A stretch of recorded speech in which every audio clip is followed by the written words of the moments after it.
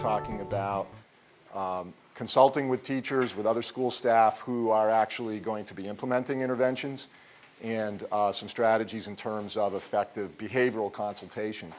A couple things before we get started. One is you should have three different handouts for today relative to yesterday. So one handout would have slides, PowerPoint slides, with the title slide as you see up here on the screen.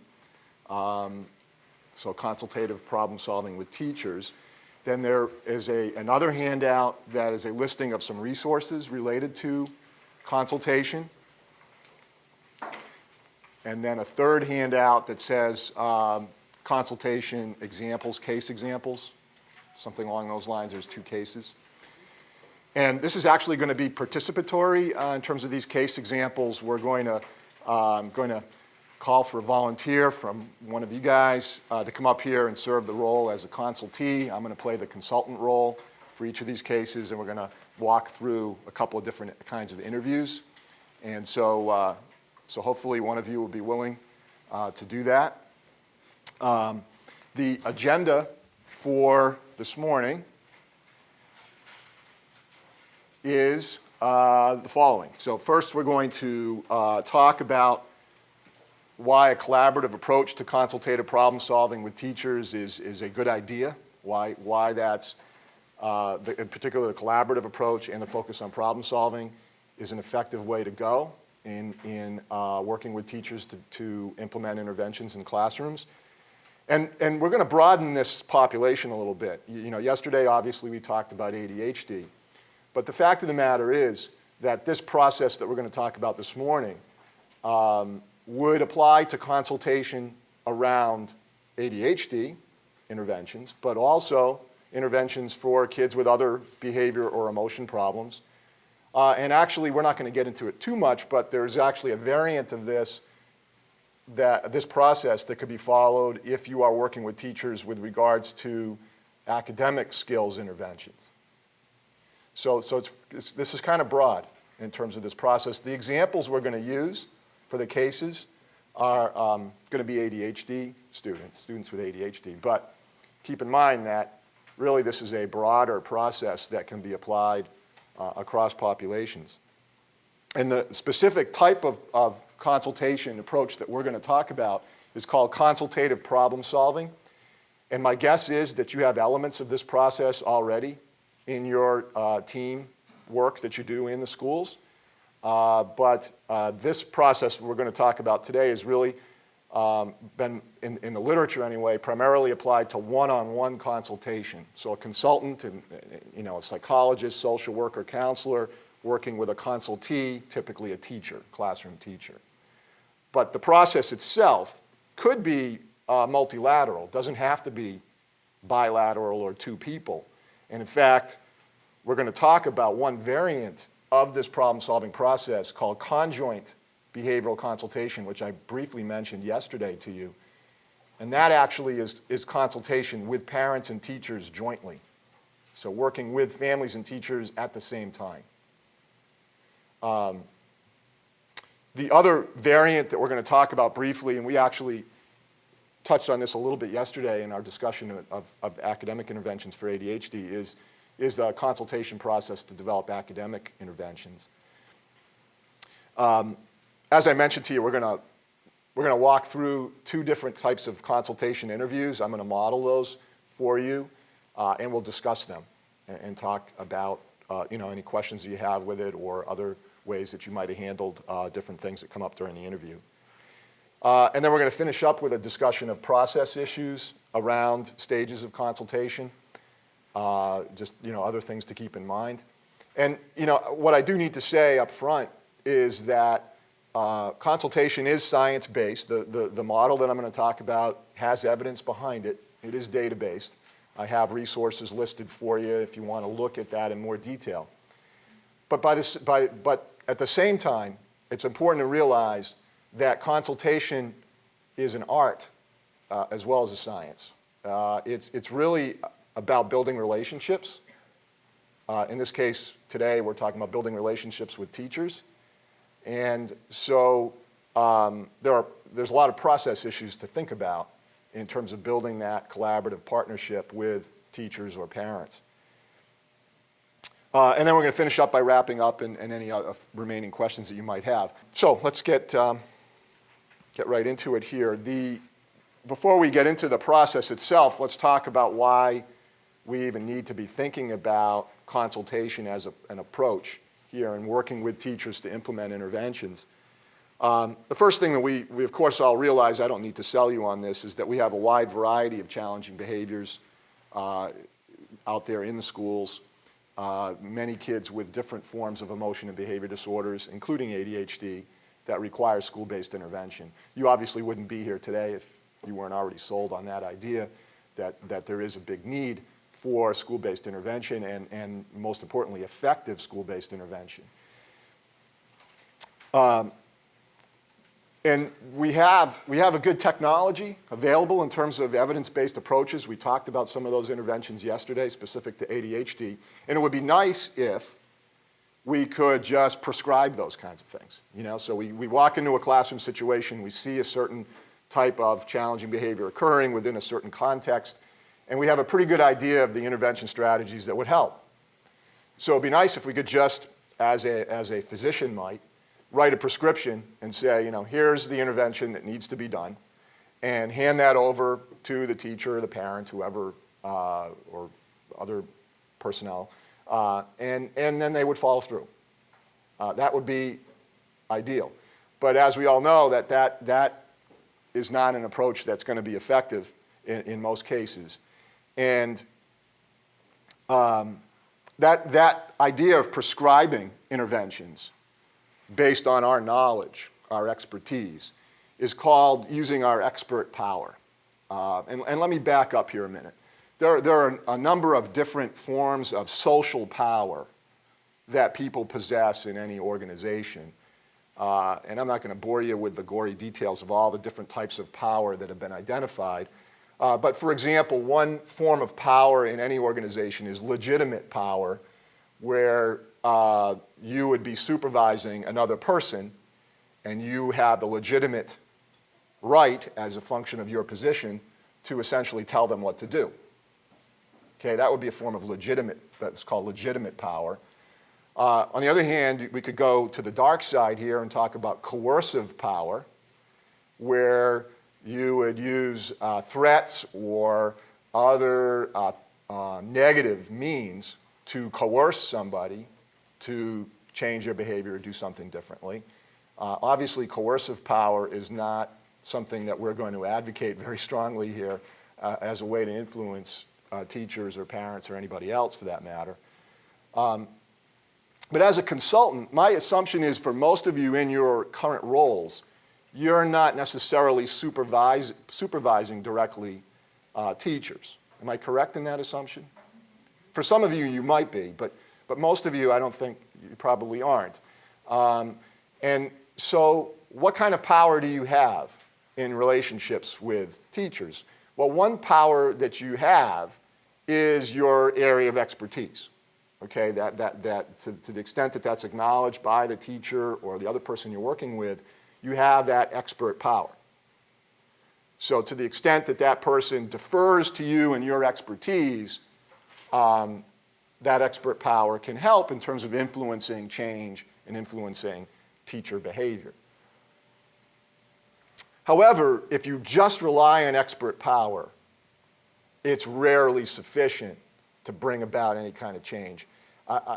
You might get, if you just solely rely on expert power, where you go in and say, you know, based on my experience, this is the type of strategy you need to use.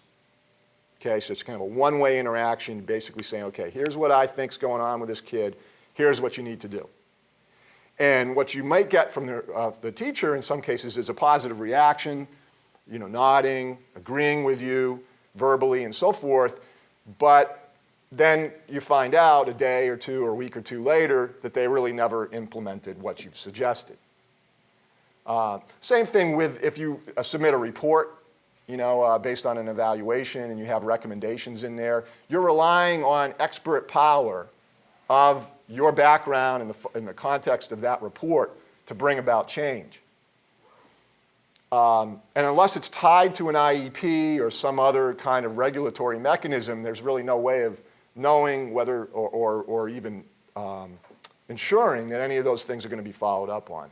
So the point is that expert power, while helpful, has its limitations. And I'm assuming you've run into those kinds of situations in working with teachers or with other folks. So what other forms of power do we have to influence change? Another form of power that you have is called referent power, or you can have, you have to build it. And referent power is the power that you build when you form a collaborative relationship, mutually respectful relationship where both individuals respect each other, certainly, hopefully like each other.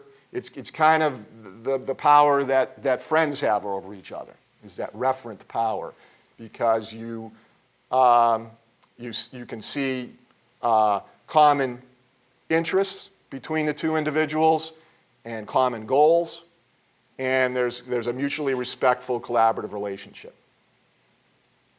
Okay? And so what we want to do through the consultation process, as much as we can, is to build referent power.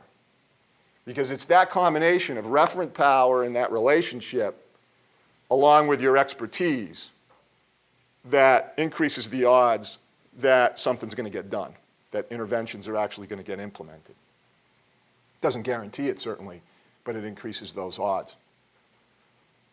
And if you think about it, you go back to our discussion yesterday, I think in the context of a daily report card, where we talked about bringing parents and teachers into the planning process from the get-go and having stakeholders in the intervention play a role in designing it and how that can increase acceptability and follow-through. The same kind of thought applies here with consultative problem solving, in that we build a collaborative relationship where everybody plays a part in designing the intervention. Now, we might have different roles, and we might bring different forms of expertise to the table, but we're each playing a role. So, for example, you're coming in with your expertise in terms of how to deal with kids with various challenging behaviors or academic problems or whatever, and the classroom teacher's coming in with his or her knowledge of curriculum, of kids at that grade level, of the specific kids in that classroom. He or she is an expert on that, all that important information. And so you each have a complementary set of expertise and skills to bring to the table. And to the extent that you communicate that with the teacher as you're building this collaborative consultation relationship, the presumption is you're going to get higher acceptability of an intervention that's designed from that process, more likely adherence to that intervention, and ultimately a better outcome for the kid. Now, there's a lot of assumptions in there that don't always play out in every situation, but it's about increasing the odds and increasing the probability that effective interventions are going to be used and are going to be found acceptable. So the process that we're going to talk about today is called consultative problem solving. It's a form of behavioral consultation.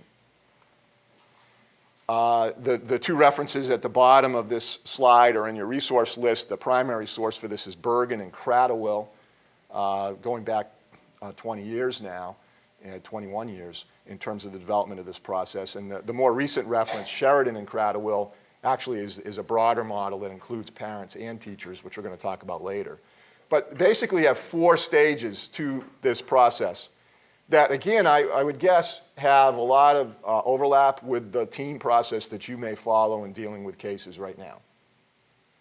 But again, we're talking about this in a structured context of working with individual consultees, individual teachers. So the 4 stages or 4 steps are problem identification, problem analysis, plan implementation, and treatment evaluation. So we're going to talk about each of these stages and walk through this a little bit. So problem identification involves a number of components. The first piece of this is to establish objectives, to establish what the problem is and what the goals are for change. These set of objectives is subject to change based on the data that you gather, but it gives you kind of an initial read on what is the specific problem and where do we want to go from here. The second thing that has to happen during the problem identification stage is that we need to establish methods to measure the objectives. In other words, we need to get a handle on how are we going to measure what's going on right now with the problem and link that to where we want to go. So how are we going to assess where we're at right now, and how are we going to know if we've achieved our objectives? What kind of measures are we going to take to determine that?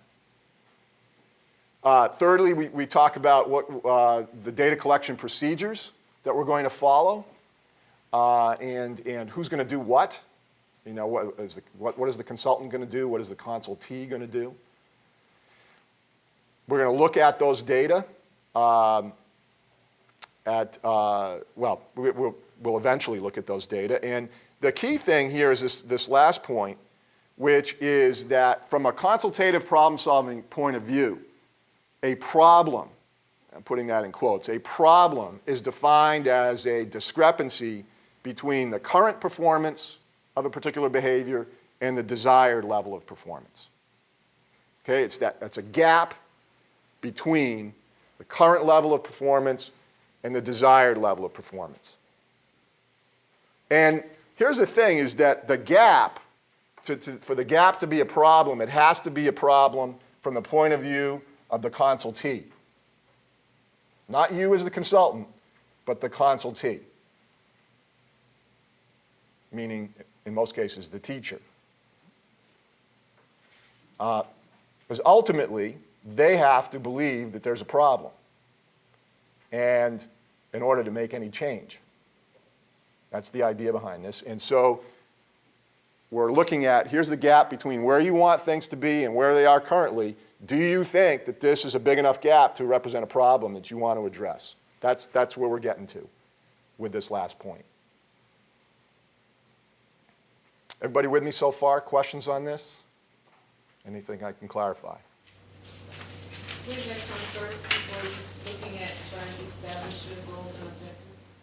Well, you know, we have to have a goal in order to see if there's a gap. You know what I mean? So you have to know, okay, you're getting an operational definition of the problem, whatever that be, you know, let's say it's disruptive behavior in the classroom, and so we figure out, okay, what do we mean by disruptive behavior? How frequently is it occurring? Is it occurring for a long time or a short duration? How intense is it? And so we got to kind of read from the teacher's perspective of where we are now, and then we ask, where do you want it to be? And then we talk about, is there a gap there? And actually, this kind of goes into the next stage of the process after you've actually collected some data. That's when it really gets obvious in terms of what kind of gap there is. But you want to start them thinking along the lines of a problem from the perspective of this model is a gap between where things are now and where you want them to go. And so we need to know both things before we can define where there's a gap. We need to know what the estimated current level of performance is and where the desired level of performance is in order to talk about a gap. So you kind of have to have it at both ends, the beginning and end. Yeah, you have to have kind of an idea of where you are now and where you want to be and how big of a difference is there. And is that something that's realistic even to attack? You know, I mean, that's the other thing, is to talk about whether that goal even is realistic given the current level of performance, and maybe we need to be thinking about a more realistic set of goals initially and then moving eventually to a longer range set of goals. But for now, the point that I'm trying to make is that that gap is what the problem is. Other questions or comments so far? Okay, now how do we walk through the problem identification stage? How do we work through that? We do something called a problem identification interview, or PII. And I'm gonna model that for you in a few minutes here, but let's just walk through what goes into this. The first thing that we do, and actually it comes before the first bullet point here on this slide, is to define the problem. So, for example, if the teacher is reporting that a kid is really disruptive during math class, we want to get a real clear idea, picture of what is meant by disruption. Does that mean the student is getting out of his or her seat, calling out without permission, throwing objects, talking to people next to the talking to classmates, being physically aggressive with other people? What does disruption mean? Because disruption could mean different things to different people.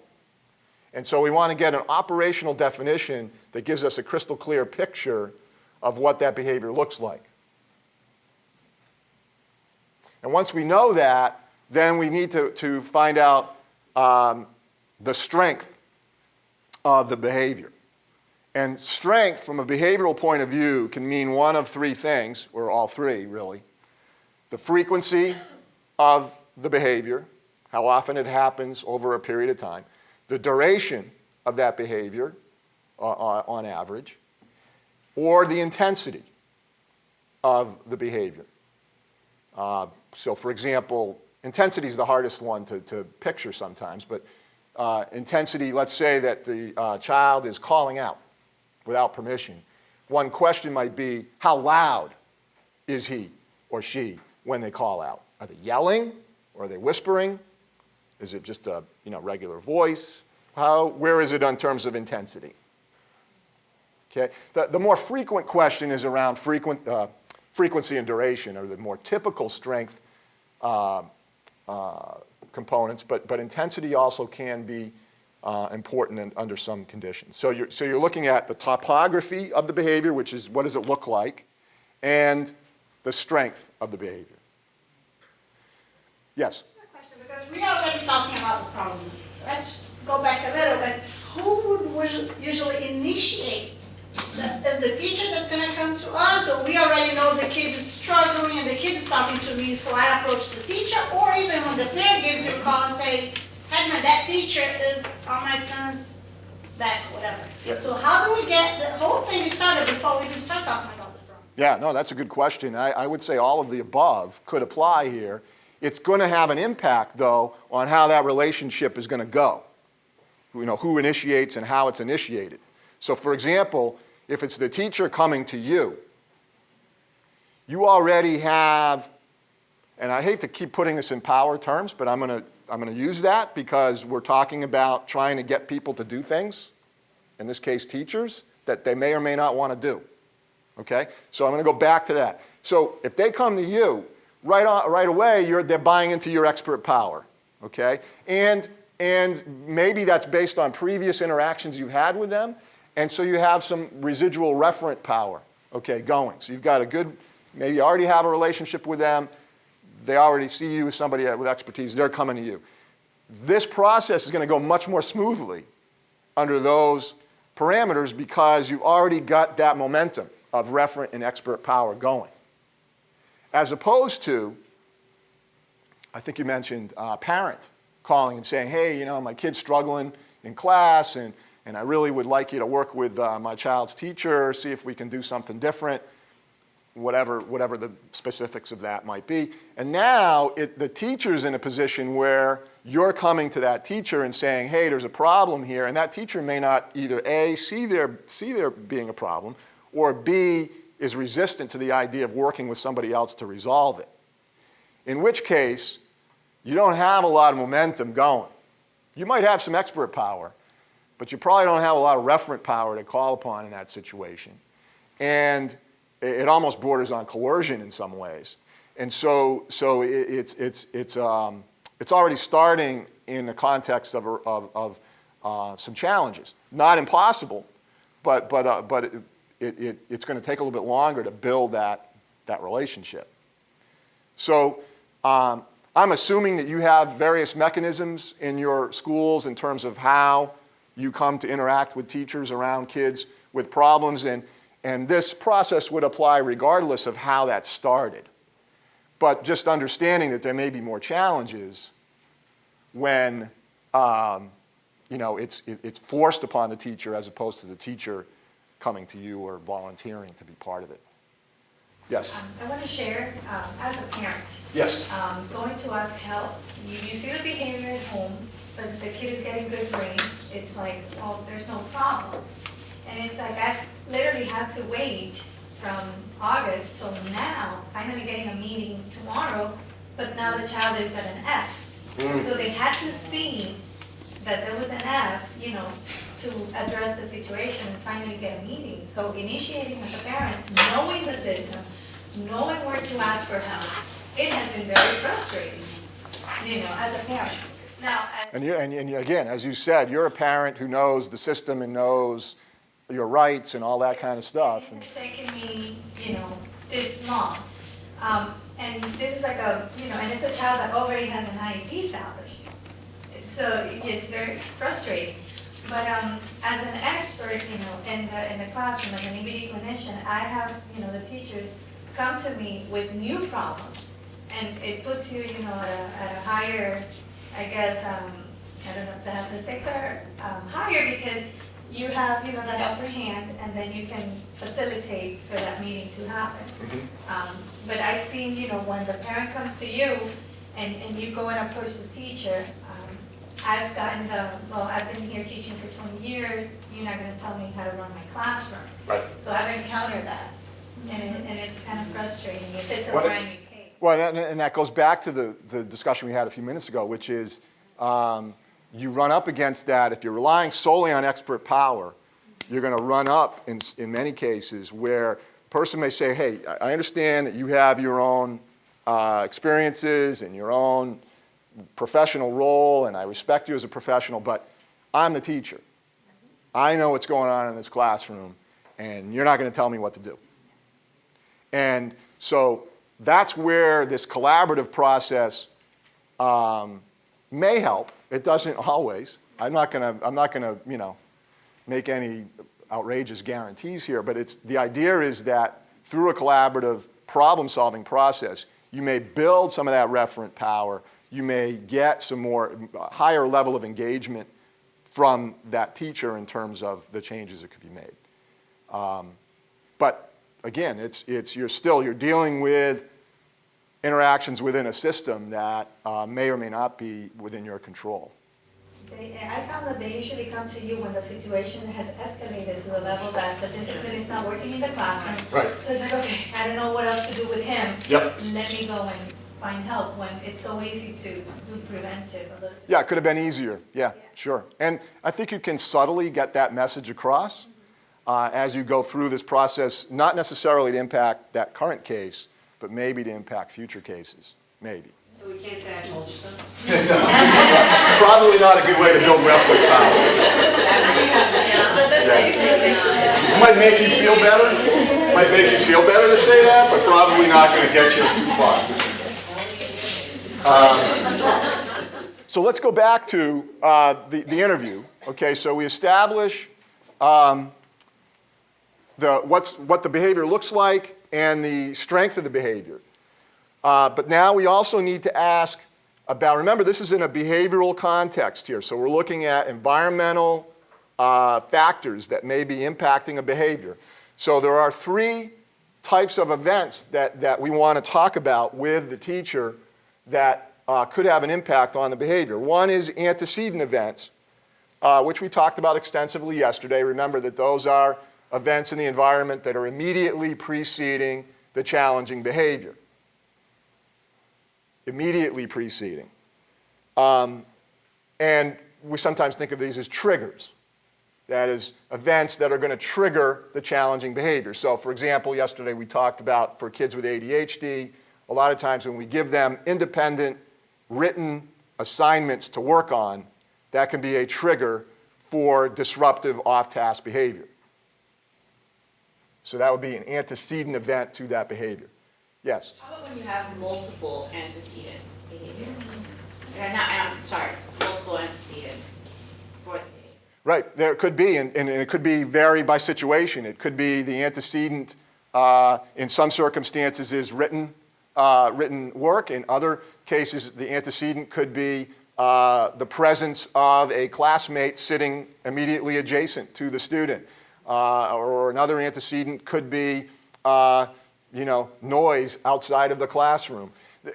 There definitely could be multiple antecedents. The key in the interview at this stage of the game, of the problem identification phase, is to get a feel for what are the most common triggers, and perhaps prioritizing, at least initially, what we think to be the primary trigger or triggers, recognizing that there could be other ones involved as well. So we're really trying to get a lay of the land in terms of the potential triggers, and then honing in on ones that at least the teacher believes at this point are the primary ones. Because I would say for the most part, a lot of times when I meet with the teacher, we meet as a team, it's like, he's doing this all day. Yeah. So then I try to be specific, is it during transition? Is it during independent seat work? Is it if there's noise going on outside the classroom? Is it when you give a directive? Is it when you ignore him? I try to be specific, and it's like all of the above. Yeah. Well, you know what? You're absolutely right that this is the hardest one at the problem identification stage to get people to nail down. They'll either get that kind of response that it's everything. Everything's a trigger. Life is a trigger. Or you will get the opposite, where you ask, what is it that happens right before behavior, and they're clueless. I don't know. I don't know. It's nothing. It just happens, out of the blue. And you're right. So you have to hone in on that by giving examples, or you might say, all right, tell me about the last time the student was talking out without permission. What happened right before that last time? And then, so you're trying to work through some examples where they can be more specific. The point that you're making, too, runs into sequential conditions, which I'm going to come to in a minute in terms of it happening throughout the day, so we'll get to that. The other thing, and it's not listed here, but we need to realize could have an impact on behavior, although we typically don't have much control over them, which is why it's not usually part of the problem identification interview, is something called setting events. Setting events. And setting events are environmental events that occur prior to challenging behavior, but they're separated in time from the challenging behavior. So for example, a common one that I hear when I'm consulting around ADHD kids is they may have had problems with their morning routine and got into an argument with their parent at home and come to school angry. Okay, so that setting event of the parent-child negative interaction argument sets the occasion for them to have a little more, negative emotion going, and could increase the odds that they're going to be disruptive following even a minor trigger. Somebody accidentally bumps into them on the way into class and they lash out at them, because they're already kind of primed to be angry and aggressive. Okay, that setting event, it's helpful to know about it, but it's going to have a minimal impact on what we do in the classroom, because unless we're doing conjoint consultation, which we're going to talk about later, we don't really have any role to play in changing that interaction at home. And the reason I'm mentioning it is, a lot of times when you're working with teachers, they want to bring up setting events instead of immediate triggers. So when you ask, what's happening before, why might this child become disruptive a lot, they will hearken back to, well, he's not getting enough sleep at home, or getting into a lot of arguments with the parents, and coming to school angry. And they want to focus on that. And it's important to acknowledge that, but also to point out that we, at least within the context of this interaction, we can't do much about that. What we can do, though, is focus on the immediate things that are happening right before and after a behavior. So you have to bring them back to that. So consequent events, of course, are the events that happen right after the behavior. And what you want to explore with the teacher is what's going on in the room after a behavior occurs. Not only in terms of the child, the target student, But what does the teacher do? What do other classmates do? And so you're trying to get a full picture, almost like a time-lapse photography of the sequence of things. Here's the trigger, here's the behavior, and here's what happens afterwards, and we're trying to get a panoramic 360 view of what's happening afterwards. Because this kind of ties into the whole appreciation of function that we talked about yesterday. In exploring, what is the function of the challenging behavior? What is the payoff for the student? Are they getting attention from the teacher? Are they getting attention from their classmates? Are they escaping and avoiding assignments? Or is it multiple combinations of those? What's happening in terms of that function? And that's what we're kind of getting at with these kind of questions. So I'm assuming everybody's familiar with antecedent and consequent events. Sequential events may be a different term that, I don't know how many of you heard that term before, but sequential events means basically where does the challenging behavior fit in the context of time? And there's two ways to think about this. Is the behavior more likely to occur at certain points during the day than others? Are there days of the week where the behavior is more likely to occur? The beginning of the week, maybe coming off a bad weekend at home, maybe more primed for challenging behavior, or towards the end of the week, they're getting, some things are happening within the classroom that are different at the end of the week that might be leading to particular behaviors. So you're looking at the placement of the behavior in time, and I think somebody mentioned yesterday that some of you use kind of a time sampling method throughout the day to look at what's happening at various intervals, every 15 minutes, every 30 minutes, whatever it is. And that's what you're tapping into there is sequential conditions. You're looking at kind of a map of behavior versus time. Now that's one form of way of looking at sequential conditions. Another way of thinking about this is thinking about behavior happening in a sequence within a particular interaction. So let's say, for example, you give a student some work to do, and that's an antecedent for them to go off task and start disrupting the work of others and talking to others. As a consequence, you come over as a teacher and say, Johnny, you need to stop that, get back to work. So there's a reprimand, getting teacher attention. And then the student may react by saying, no, I'm not going to do my work. Make me. And then the teacher has some kind of response to that, and you go back and forth, possibly with an escalation of the negative interaction. And so there's a sequence of triggers, behaviors, consequences, and those consequent conditions actually serve as a trigger for the other person to react in a certain way. So the teacher coming over and reprimanding as a consequence of the disruptive behavior triggers a reaction on the part of the student. And then the student's behavior triggers teacher behavior in a certain way, and you go back and forth. So that's another way of thinking about sequential conditions. So as a consultant, you want to get a handle on two things. One is how does this behavior that we've defined fit within the schedule of time? Is it more likely in the morning, more likely in the afternoon, more likely in math class, more likely in social studies, more likely the beginning of the week, the end of the week, the middle of the week? Where is it happening? And also, at least for some interactions, you want to look at the sequence within a given episode. Questions on that? Because I know that's a little bit different maybe. I don't know if you do that as a rule now in terms of exploring those sequential conditions. But okay, so antecedent, consequent, sequential conditions that we want to explore. Now remember, we're still at the problem identification phase. We haven't collected any data.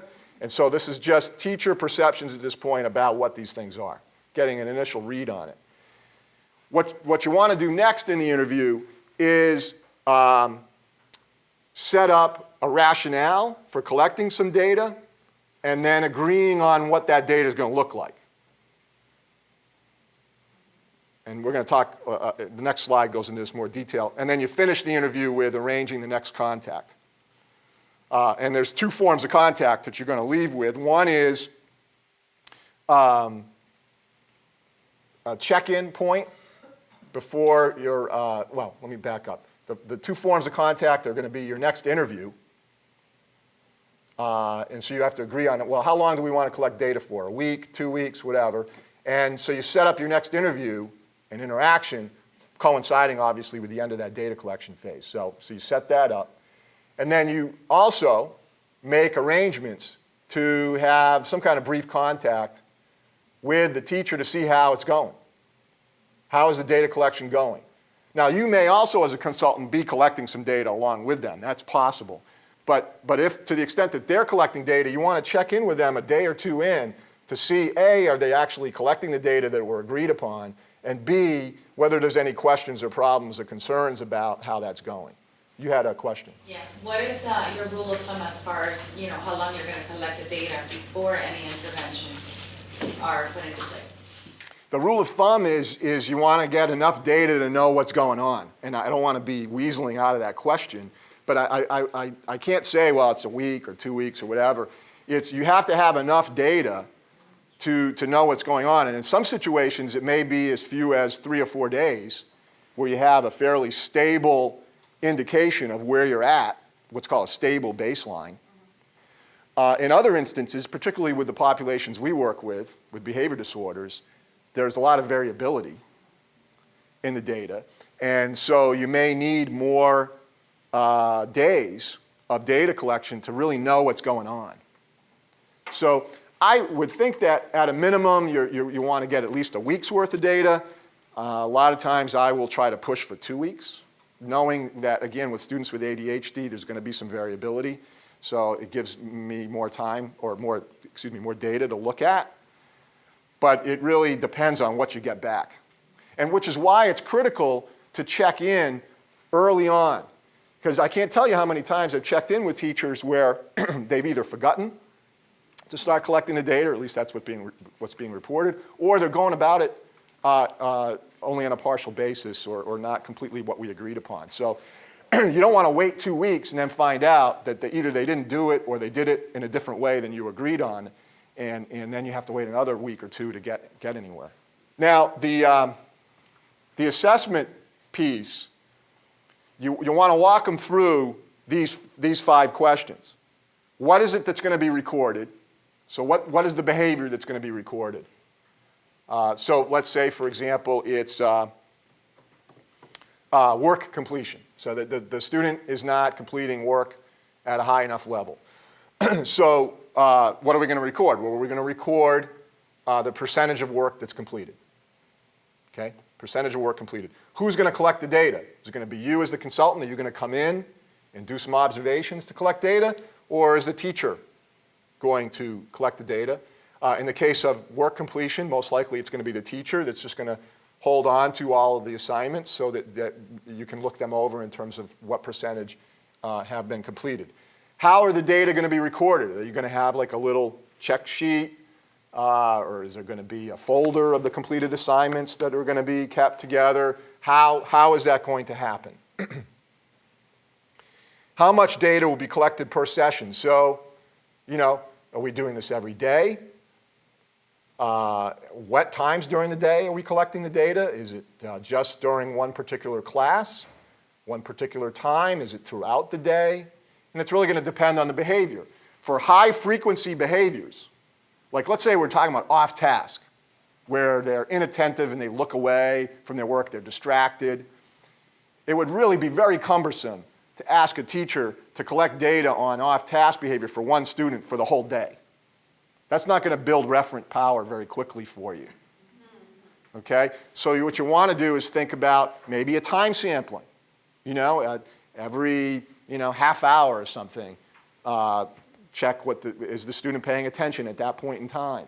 Or you might say, okay, if we looked at sequential conditions and we know that this off-task behavior is most prominent during one particular time of the day, well, maybe that 30 minutes is when they might take special look at the student and just check off each time they see him off task. but it's just for those 30 minutes, not for the entire day. Okay, so you're thinking about what's that schedule going to look like each day? And then how many times the data going to be collected until we meet again? And this gets back to the question you asked of, how much is really needed before we can get going. And that's going to vary, but as I suggested, you want to push for at least a week, if not 2 weeks, of data collection in most cases. Now, if it's a really severe behavior, like physical aggression, where people are getting hurt, that's a whole different thing. Your baseline can't be too long in those circumstances. But I'm guessing that for the most part, we're dealing with behaviors where we're not risking life and limb, and so we can get some data over an extended period of time pretty readily. Okay, so these are the things that we walk through in terms of determining that measurement strategy. Okay, so what I want to do is have one of you volunteer to serve as a consultee. We're going to work from the case example on your one of your handouts that says case examples for consultation interviews. The problem identification interview case. So before we go into the interview itself, let's just talk about the case and then set up the expectations for what we're going to do. And then I will pause periodically throughout it, so it's not going to be too intense of an acting situation here. So what we have here, what I try to do is put together a case that is fairly typical in terms of students with ADHD. So we have a 7-year-old second grader who's having difficulty succeeding in school. So the consultee, that would be you, is reporting several different problems: disruption, being disorganized, being off task at a high frequency. So my job as a consultant is to try to get a real picture of what each of those things really looks like from the point of view of the teacher. And what does high frequency mean? How frequently are these things happening? So trouble getting his work done, disturbs the work of classmates, is frequently reprimanded by the teacher. So we have some notion here of what might be going on functionally. For the purpose of this, we're not going to get into skills. Okay, we're going to assume this is a performance problem. It's not that he's academically deficient in any way. There's no hint of learning disabilities, and he's roughly at grade level in terms of testing and that kind of thing. Okay, now everything else beyond this you could just make up, and I'll make up stuff too. We'll both make it up. But the idea is just going to go through the process just so we can see how we might walk through this. Okay. Any questions you have before we start? All right. Okay. And your name is? Lisa. Lisa, okay. All right, so good morning, Lisa. Hi, nice to see you. Good to see you again. I hear that you are having some difficulties. One of the students in your class, Jimmy, I guess is his name? Yes, Jimmy. And so maybe what I wanted to do was just if we could spend a few minutes talking a little bit about the types of problems that we're having, and just kind of get a handle for what's happening in the classroom when this is going on, and talking a little bit about where we would go from here in terms of designing some strategies to help him. I know you're anxious to get to that point, but there are some things we need to do before we can intervene. Okay. Jimmy, when he comes into the classroom first thing in the morning, because I have him for homeroom period, he comes in and he's loud and he kind of wanders around the class. And I do stop him, when he comes in, and I try to settle him a little bit. Often when I ask him what's going on, he'll say something about a class at the end of the day before, and talks about not sleeping that night and is upset in the morning when he gets off the bus. So a lot of that happens, and it kind of carries over a little bit from the day before. And usually once he talks about what's going on, he settles a little bit. Mm-hmm. And then when I ask him, or when I ask the class to take their notes out, from the previous day, then he starts again. Mm-hmm. So it happens, a couple different times during. But it's starting right at the beginning of the day. And so what's happening? So what's typically going on in the classes? Kids are arriving. what is it that they're expected to do during that time? Well, when they come in, they're supposed to do a small assignment Okay. at their desks. And that's something that the school system asks us to do every day. Okay. So we don't have a lot of choice in, what we do. So you give them an assignment as they're coming in. Right, on the board. On the board, they're supposed to check on the board, here's the assignment, and they're independently supposed to sit down and start that assignment. And Jimmy does what differently around that? He comes in and kind of walks around the class and bothers a couple of the kids, tries to talk with them. And Now, bothering is just talking, or is he touching them? Or he's not is touching them, he's just trying to talk to them, get their attention, I think. Okay. But because of the way he does it and he's loud, it upsets them. Okay. So there's a couple things happening there. What I hear you saying is, one is he, rather than going to his desk and getting to work on the assignment like his classmates, he's wandering around. So he's out of his desk, walking around the classroom, trying to talk to other kids, and he's doing this loudly. Loud. So like yelling, or what No, level? Not yelling, just loud talking. Okay. So that people can hear him from across the room, maybe. Yeah, probably. Okay. All right. And then what happens at that point? What do you do? I approach him and I pull him to the side and talk with him a little bit, because usually there's something that has happened, but it's pretty much on a daily basis that something has happened. Okay. So this happens, I was going to ask you that, but this happens every day, you're saying? I would say just about every day. So 4 times a week, would you 4 say? times a week. Okay.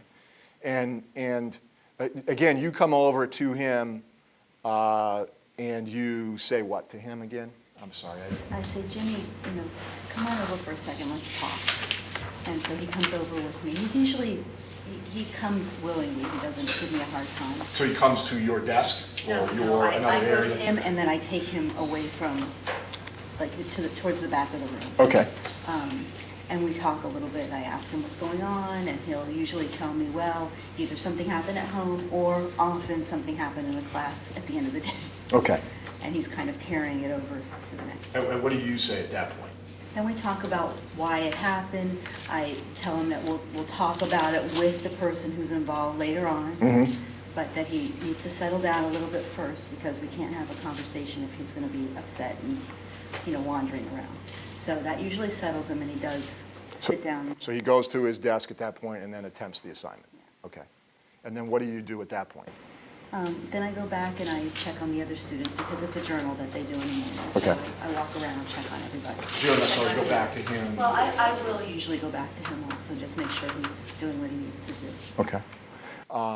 And what about when he's going around and, as you said, bothering the other students, so he's going and talking to them, what are their reactions to Jimmy when he does that? I tell him to leave him alone, that they're busy, that they'll talk later. Do any of them actually stop their work and talk to him?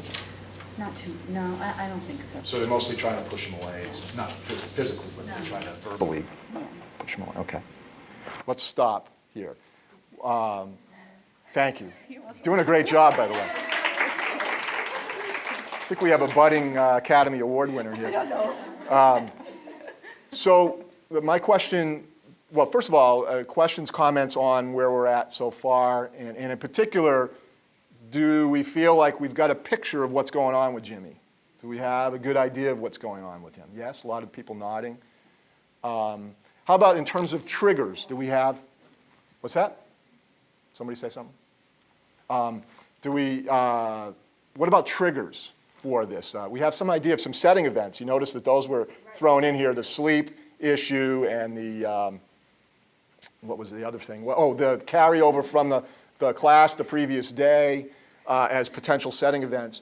What about triggers? What have we identified as a trigger? You're saying no, we haven't. Expectation, we're gonna have to sit down, but it's not really anything specific other than that. Okay. Just getting in the room. All right. Could Yes. be the journal activity that has to. Expectation. Right.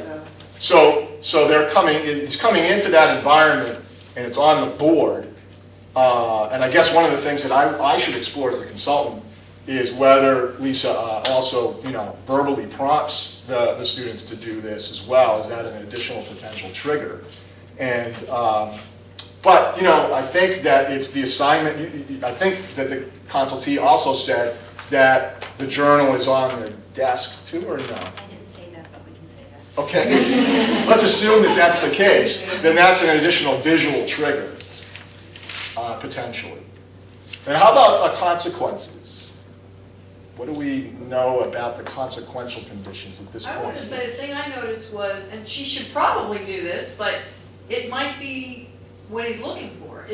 As the teacher, well, of course you should go and tell him, pull him over and say, listen, you need to go to your seat. But that's also maybe what he's looking for, the teacher attention. So a possible function for this behavior may be to gain teacher attention. He's upset about what's happened at home or whatever the previous day, and maybe he wants to talk about it. And so this is, the challenging behavior in this case serves the function of getting him some contact with the teacher to be able to vent about it. And she was saying it happens 4 times a week. So 4 times a week, the teacher's pulling him over, and here he's getting that one-on-one attention from her. Because she's not really reprimanding him, she's sort of There's no soothing him and consequence. comforting him. Right, right. So there could, Yes. teacher attention could be part of this. Also, during the time that he's walking around, what is he not doing? He's escaping, at least temporarily. Yeah, and he is getting attention from the students as well. He is. Brief attention, although, you know, and it appears to be negative attention, but that could be, as we talked about yesterday, could be actually reinforcing. At least he's getting some attention from the peers. So we haven't really nailed down a function here, certainly, because it could be any of the above. But it gives us some hypotheses, some working hypotheses as consultants to be thinking about as we go through this. How about sequential conditions? What have we established here? We have a time of the day, don't we? Right? And we have some sequence. You know, the kids have come in, they're supposed to look on the board, see their assignments, sit down. He's walking around, teacher comes, interacts with him, he goes back.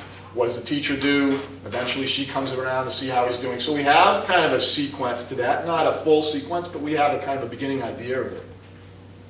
Right? So, any other comments thus far in terms of where we're at? Yes? Well, I guess I would also want to know what happens with the other kids who get started on their work right away. Are they getting praised immediately for getting started? Are they getting praised for completing the work? Right. And sitting quietly and following directions? And that's a key question because what I was getting at too in terms of a question there was once Jimmy goes back, so she's directing Jimmy to go back and she says, okay, he does go back. One possibility might be for not too much time to go by before some praise comes from the teacher for having done that. And I think that gets at, to some degree, what you're saying too, in terms of how much is the rest of the class being recognized as well for that. So those are things that we want to be thinking about. In terms of behavior strength, we've got an idea that this is happening every day. One thing I might ask is about duration of this. You know, how long does this go on, this wandering? Is it 10 seconds? Is it 30 seconds? Is it several minutes? She gave me some information about intensity of his vocal outbursts, that they're loud. It's not yelling, but it's loud enough to be heard across the room. So we have an idea of intensity.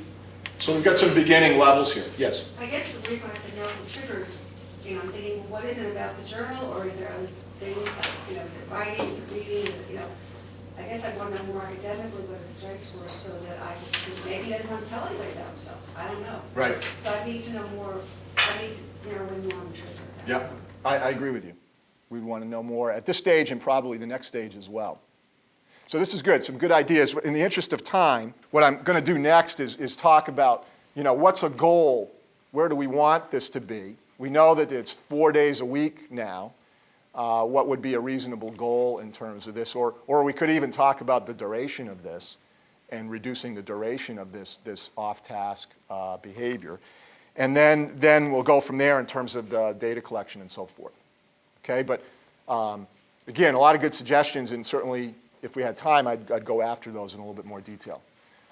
So we're going to go back to where we were.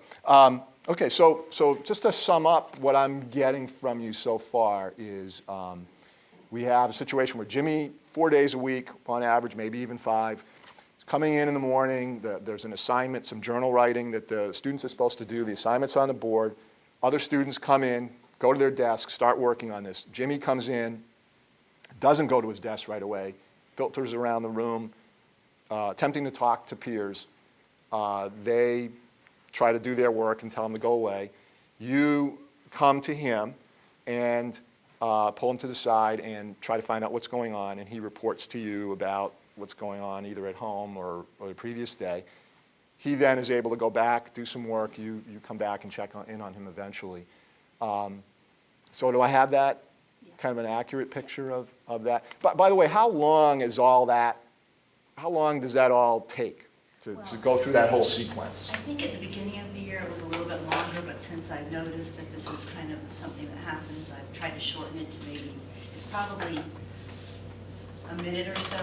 Oh, okay. Because I try and nip it in the bud. Okay, so a minute before you have the conversation with him? Yeah. Okay. So there's a minute that roughly where he's wandering around disturbing the other students. Okay. And it's happening again 4 days a week. So given that, what would you like to see for this behavior? I realize that you'd like to see it go away completely.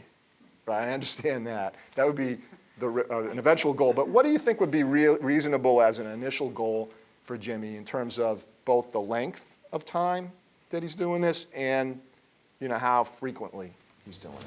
Well, I think it would be great for him to come in and sit down. Mm-hmm. And maybe if we could cut down the days to maybe half of those days. So 2 days a week? Yeah. Roughly. And then when you say you want him to come in and sit down, like how many seconds? Roughly. Like instead of a minute. From the door to the chair, maybe 15 seconds. 15 seconds. Okay, so we want to go from a 60-second out of seat to a 15-second. Would 30 be more realistic? Probably. Okay. Probably, at least initially. But yeah, so we're cutting everything in half. So from 4 days to 2, and from 60 to 30 seconds, roughly. That'd be great. Okay, good. I think that's worth taking a look at.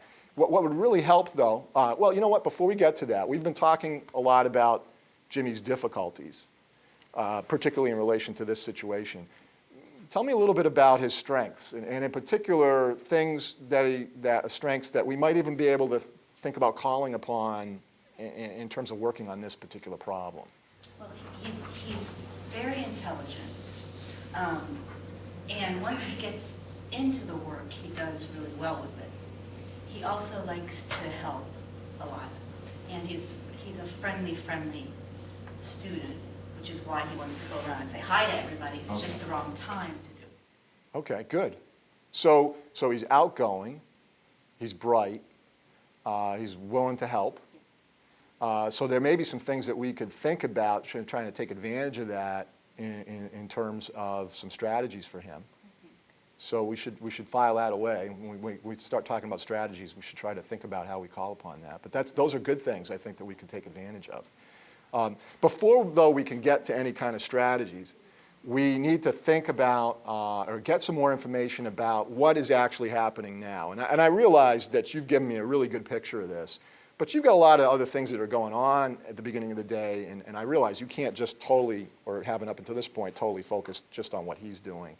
And what would be helpful is for us to collect some data for a week or two as to a couple of things. And the reason we want to do that, again, is to just get a handle on where it's at now, and that will help to serve as a comparison. So once we do some strategies together to try to change this, we'll have an idea of whether it's actually working or not.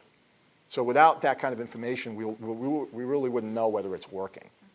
Okay, so you willing to work on that? Yeah.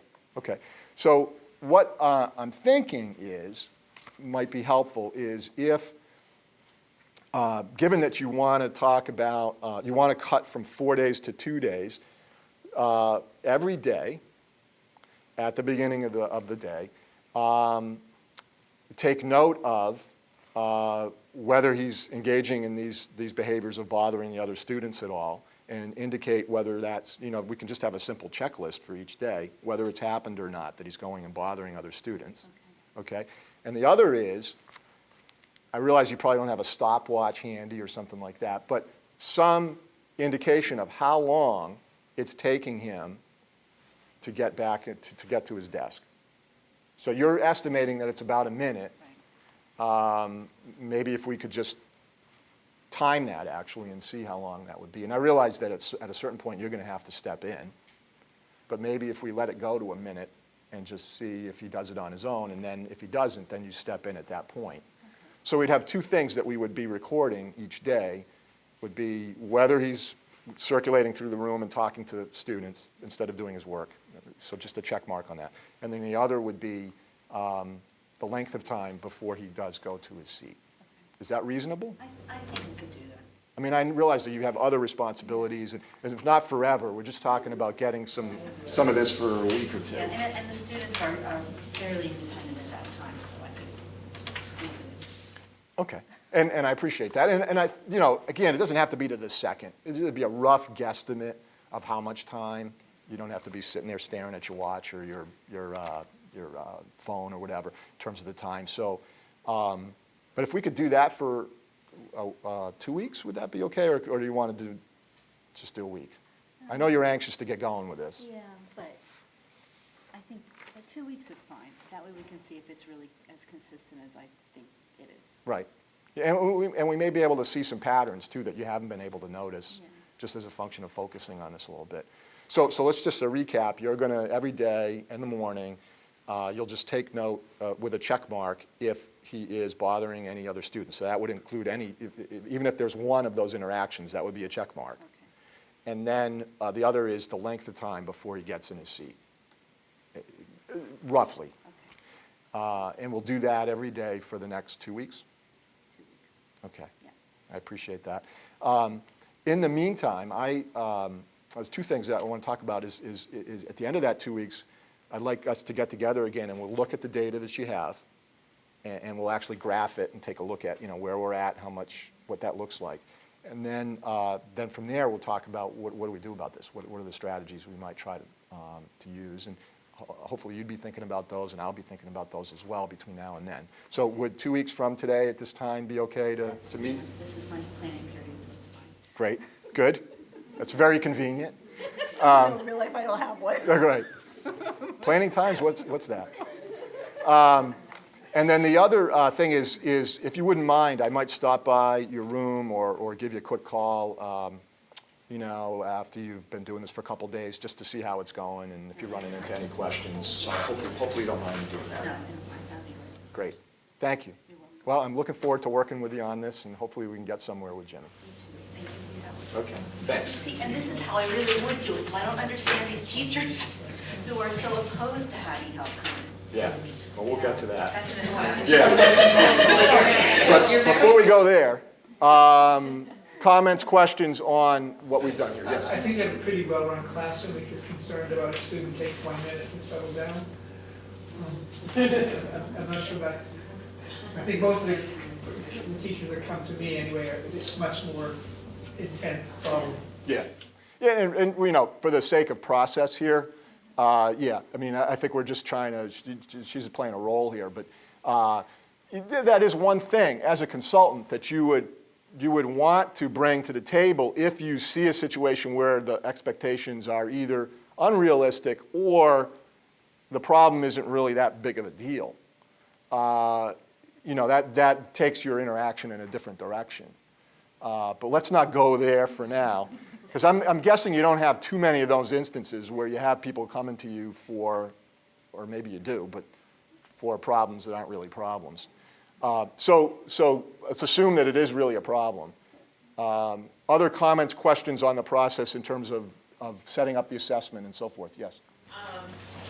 And this, I don't know where this all come into play, but you gave the initial scenario in terms of being average intelligence. You gave this scenario where he doesn't like to engage in the task, which is the writing. And I'm just wondering at what point could, or who would bring up the possibility or inquire in terms of whether or not it could be a health-related issue. Maybe he doesn't want to do the writing, or it's on the board, but maybe he can't see it. Mm-hmm. So is there a prompt, and who would ask if there's a prompt given in terms of the topic to be written? And just in observation, perhaps in data collection, how does he attempt to do that task? And if you don't have him all day, in other classes?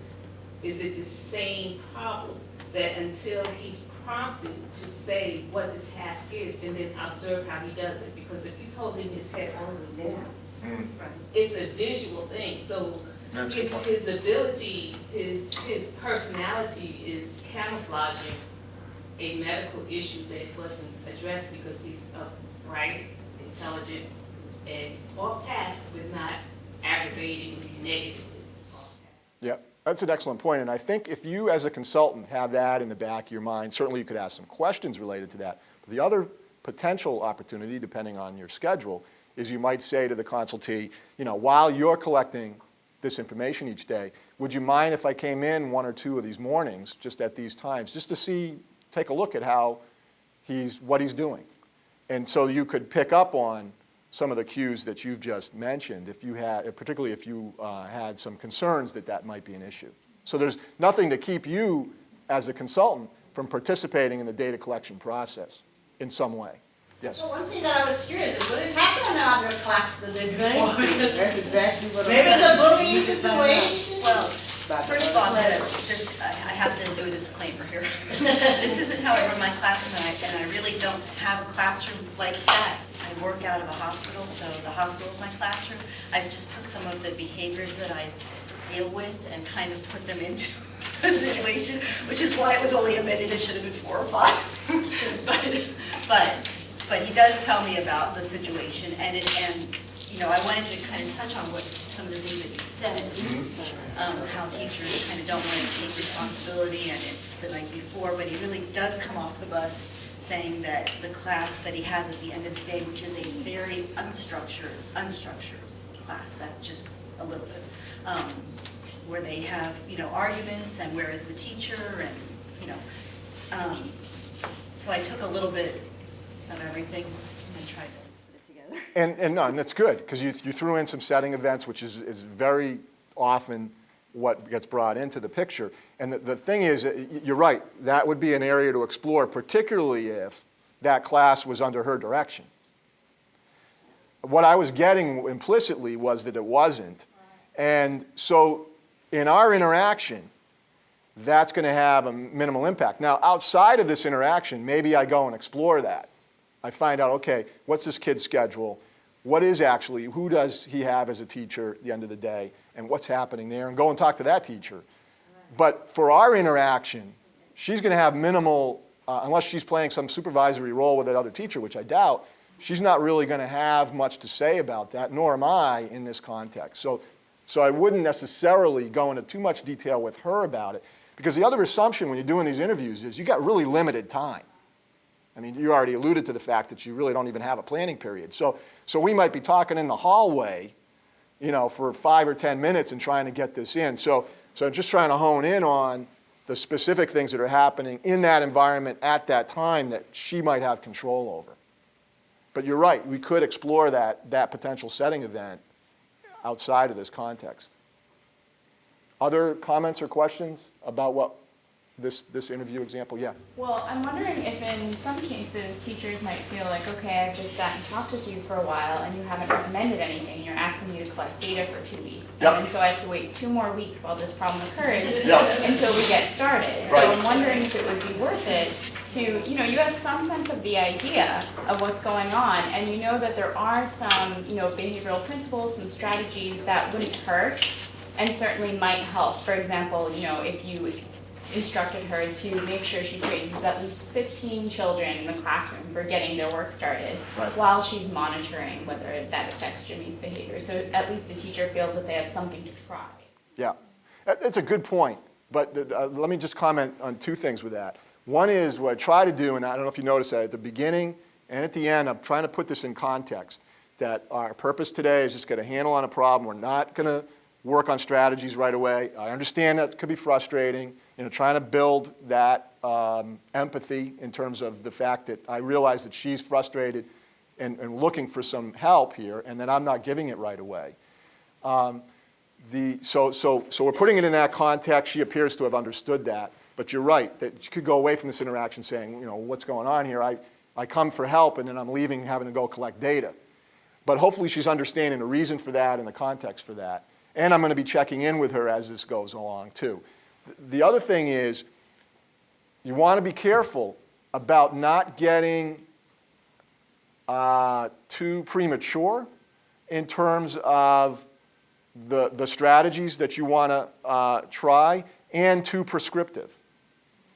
And I understand we want to help, and we have that expertise, and we want to bring that in. But remember, going back to that building of collaboration, where it's not totally prescriptive. And it's a situation where it's not life and death. Nobody's really getting hurt. Yeah, it's frustrating, but we can live with another week or two to really get a handle on what's going on before me coming in with my idea of what to do. Because if I come in too strong in terms of here's what you need to do, there's going to be a natural inclination on the part of the consultee to kind of draw back and say, well, this guy's got the answers. I'm just going to listen to what he has to say, and I may or may not try them. And we're back to the expert consultation model. So I'm not saying that you're suggesting that we go in that direction completely, but it could go that way if you come on too specifically without any data and without having built that relationship a little further. Yes?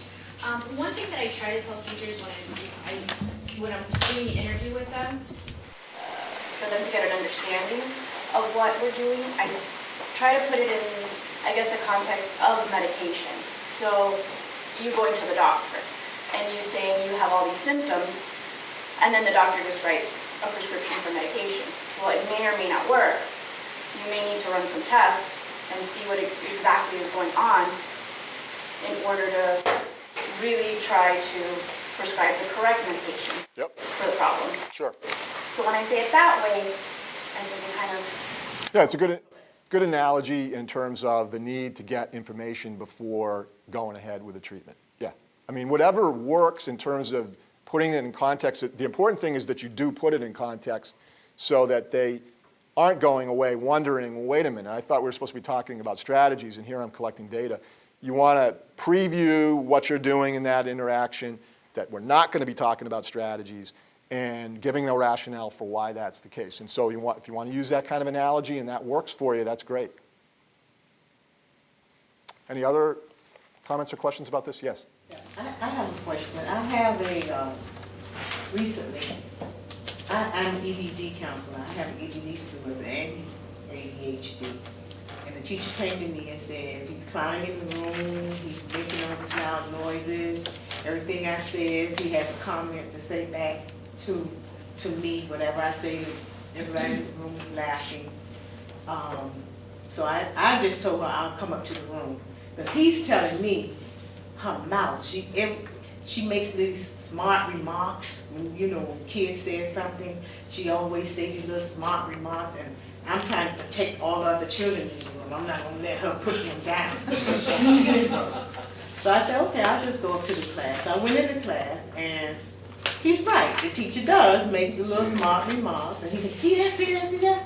That's what I'm telling you, So then afterwards, I just spoke to her, and I was telling her what he had said to me, right, and how did she feel about that. And she was saying, that's me, that's my style, that's how I work, So me as a counselor, what should I ask for him to be changed from the room? Or I'm trying to, he's saying to me, and he's telling me the truth. She really is. Makes little smart remarks and her comments, and he just cannot take it. And I'm telling them, you a senior, you want to pass, okay? Mm-hmm. This is, you only have, 3 or 4 more months. Don't let her stop you, you understand? But still, she's saying to me, I'm not changing, this me, this my style. I don't see where I'm doing anything wrong. So what do you do with the teacher? Is basically she is wrong. And, you can't really change her, and it's really hard for the student. Because all his other classes he's doing well in. Right. It's just that one class. Yeah.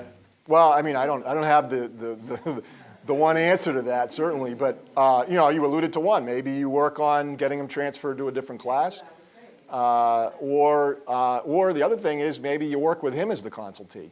In terms, you do kind of a problem-solving strategy with him of how he can. What's the problem? What are the triggers? How does he recognize that? What could he do differently? Now, he's not necessarily going to collect data for you, but you can follow that same process in terms of working with him on identifying that problem and coming up with strategies where he can handle it differently. Because I told him he might need that same personality again when he gets to college. You know, on the job, so you need to learn how to cope with that. Yeah. I don't know if other people have other reactions to that. You hear that a lot. Yeah. That teachers say we're not changing. What is you might have that type of problem with a teacher. So you have to work with the kid to be the adult in the situation. Yeah, where there's extreme teacher resistance, and so the student is the adult. Yeah, and you know, again, those kind of teachers may or may not be amenable to this process, but it is a way of building a relationship with them, and you know, and in some cases could break some ground, and in other cases not. I mean, I'm not going to mince words here. It's not a panacea in terms of building those relationships, but trying to partner with them in some way, get them to feel like you're empathizing with them and seeing this kid from their point of view. But then your ulterior motive is to bring that, change that perception that they have of this student in some ways, if you can. But that takes time and takes building that relationship.